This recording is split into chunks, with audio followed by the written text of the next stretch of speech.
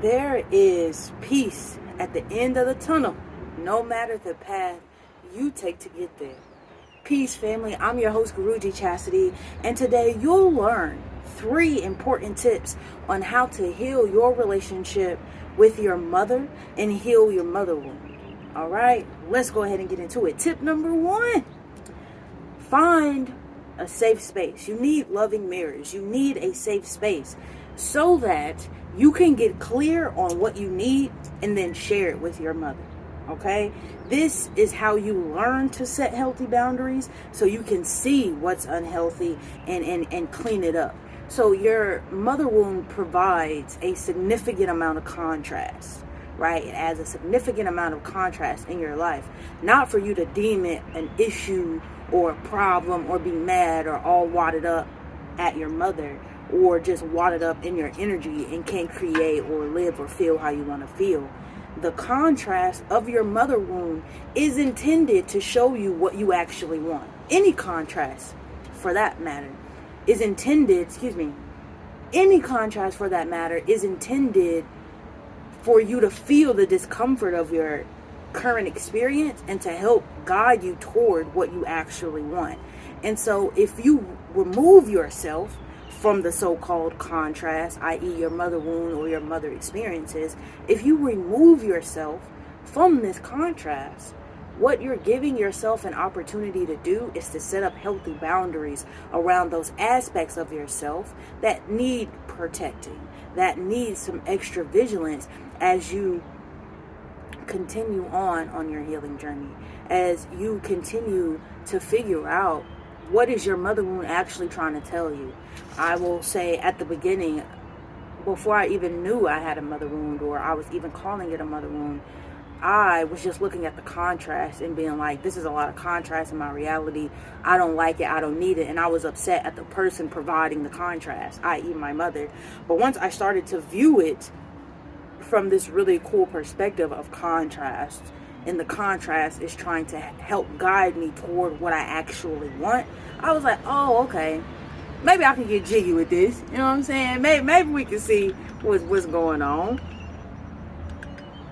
So boom, first things first, you need loving mirrors. You need a safe space, right? Because if you've been dealing with a wound, you don't need to go nowhere where they kick people out.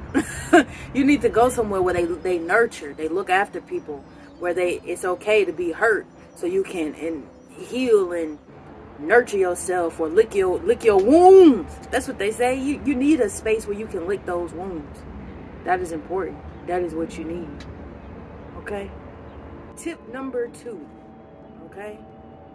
Now that we are clear on the problem, or what you can do with the impending problem, right? The impending problem is the mother wound and your relationship with your mother and how it affects your everyday life.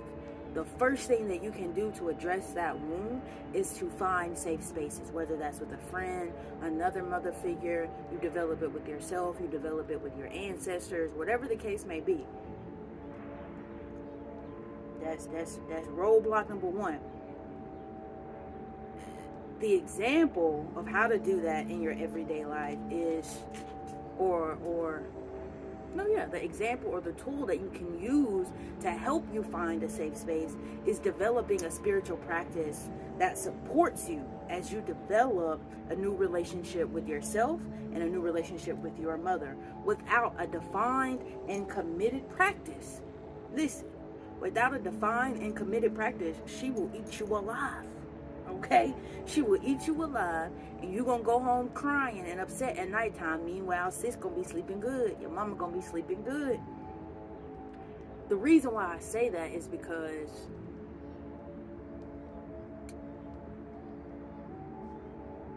as you begin to point out, this don't mean nothing about you. You just showed me this as the first human I ever met, and you showing me that just helped me see, well, I didn't really like that, but I did like this other thing that you did. Or because I didn't like that, it forced me to find something that I did like, right? When you begin to express that to your mother, until you all develop an actual relationship like you would any other friend, providing that level of criticism it's not gonna go over well. I'm sorry. Like, she's not gonna receive that well. That's not gonna be the vibe. That's just gonna create more headache for you, because she's gonna push so hard against what you're showing her, because it forces her to take accountability. It forces her to begin the path toward you, right? The path that you would like to have carved towards you, not the dirt road that she done kicked and scraped up for you by trying to create a life that for you that she think that you should be living, right? Because what this is all about is creating a life that you are comfortable with, creating success that is per how you defined it, right? That is what we're working towards. And so the reason spiritual practice helps you develop a stronger relationship with your mother is because by the time you set boundaries, that spiritual practice that you've been developing is going to be your backbone. It is going to be your eternal mother. It's going to bag you in that way. It's going to support you in making those decisions that serve you, right? Because when you start making decisions that serve you and don't inherently serve someone else first, it's going to cause a ripple effect in your everyday life. And most times, it doesn't go over well for the people receiving this difference. And it takes time for them to adjust to the new version of you, right? But if you don't have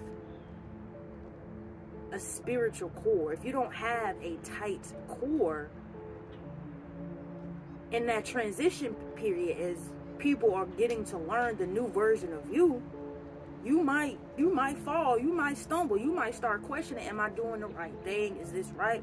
But if you've been developing a spiritual practice, you maintain it. You be like, no, this is tough. There have been some uncomfortable moments, but this is what we should be doing. This is the right thing. We're gonna keep it up. I'm learning, I'm growing, I'm realizing that this contrast is not bad. It's just helping me discover more. Like, you're able to stay more positive. You're able to keep the faith. But if you don't have a spiritual practice that keeps you grounded and rooted inside your body, then developing a healthy relationship with your mother is going to be difficult. And when I say spiritual practice, I'm not saying go to church. If that worked for you, by all means, go to church. Create that consistency and that routine. Because one of the beautiful things that I have, you can catch me going to church for this one reason. I'll go smack dab out of the blue if I just feel it. Going to an African American church, there's no feeling of community like it. I ain't found one. You can go to a church, ain't never been there before, but when you leave, somebody done hugged you. Somebody done tapped your hand while you in the service. Somebody done looked you in your eyes and said, well, y'all catching the spirit? I might not like nothing else, but I like that about church. You see what I'm saying? And so that is a spiritual practice. That is a spiritual practice. If you find that helps center you, that helps calm you, that helps you remember inherently that you are a spirit and not a person having regular, everyday, unmovable experiences. That's the point of a spiritual practice. A spiritual practice, thank y'all. The point of a spiritual practice is to always keep you in the know of the truth that you are a spirit having a human experience. That is the point of a spiritual practice. The moment that you forget that you're a spirit having a human experience, you begin to have the problems of a human. And I don't know about you, but the problems of a human is real heavy. The human baggage is real heavy, and it's real ghetto out here. So nobody wants to be walking around with that. So sometimes you want to give a little piece back to God. That's what you want to do. You want to give a little piece back to God, right? And God is just whomever. I don't know the person particularly by name, but the big energy that gets the sun to rise and set every day, whom I call God, could not be right. Sometimes I call it source. Sometimes I call it chastity. You know what I'm saying? Like, that's what we mean. That's who we're talking to. And it's something to be said to stay rooted and connected to that, so you can always remember who you are, right? Once you remember who you are, once you remember you're a spirit having a human experience, anybody, including your mother, behaving in ways that don't support that shouldn't bother you. It should make you know, never mind. Because if you If you're always in the know that you are a spirit, you know that you're eternal. You know that this is just an experience. You know that the human version of you is experiencing this, and the spirit version of you is just sitting back watching. And you is unmoved, you is unbothered. You get excited. You go along for the ride, but you ain't never condemning yourself. You ain't never criticizing yourself. You just there having a good time. That is the benefit of a spiritual practice. And I hope that you see the benefit of having a spiritual practice, and that how that can help you heal your mother wound. And then when you're ready, start walking toward your path and allowing your mother to come if she wishes. You see? That's a vibe. All right, tip number 3, reparent yourself. I've given the impending problem, an example of how to do it, which is a spiritual practice. And now we're going to talk about the practical applications of how to. You need to begin reparenting yourself. The contrast that you are receiving from your mother wound, which is showing you what you do, what you don't want, is showing you exactly how you should be reparenting yourself. That's what you do with that information. When you in an experience, or you reflect back on memories with your mama, and you want to be like, see, she did that. This is how I turned out like this. Hold it. Pause. And see, okay, what is it that I don't like? And then look at the opposite of that, which is what you would do, what you would like to see happen, what you would like to experience, and begin parenting yourself toward what you want to see happen, toward what you wish your mother would have done, whatever the case may be. That is how you begin reparenting yourself, right? Because the truth is, if you're waiting or watching, how am I saying?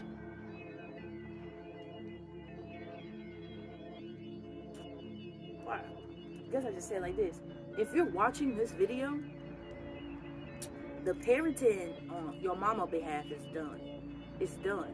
So we can keep looking at what she ain't did or what she didn't do, right? Or we can just create a space for you in your present moment to be you to the utmost.